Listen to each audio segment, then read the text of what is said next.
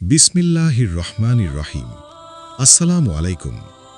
সম্মানিত ভিউয়ার, আগুন যেমন দাউ দাউ করে জ্বলে শুকনা কাঠকে নিমিষেই ছাই করে দেয়, আপনি কি জানেন আপনার অন্তরের একটি গোপন রোগ ঠিক একইভাবে আপনার সারা জীবনের নামাজ, রোজা আর দান সাদাকাকে ধ্বংস করে দিচ্ছে?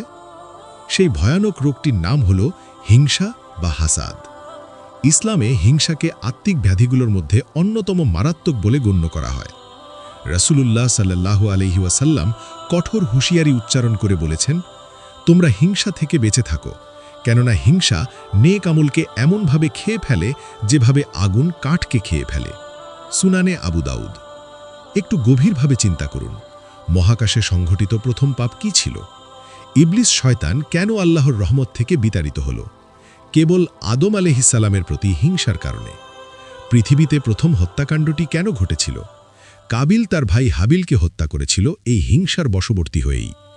সুতরাং হিংসা হল শয়তানের আদি অস্ত্র এবং পাপের জননী। একজন মুমিন যখন অন্যের সাফল্য, ধনসম্পদ বা সম্মান দেখে অন্তরে জ্বালা অনুভব করে এবং কামনা করে যে তার ওই নিয়ামত ধ্বংস হয়ে যাক, তখন সে মূলত আল্লাহর ফায়সালাকেই চ্যালেঞ্জ করে বসে।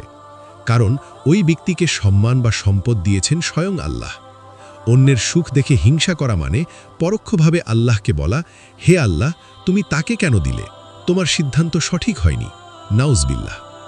এটি ঈমানের জন্য চরম হুমকি স্বরূপ এবং তাকদিরের ওপর বিশ্বাসের পরিপন্থী।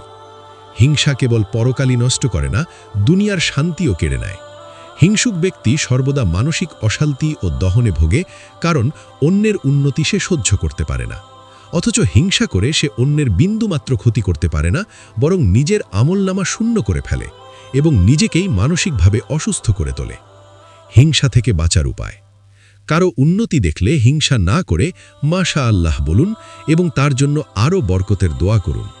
যখন আপনি অন্যের জন্য দোয়া করবেন, তখন ফেরেশতারা আপনার জন্যেও একই দোয়া করবেন।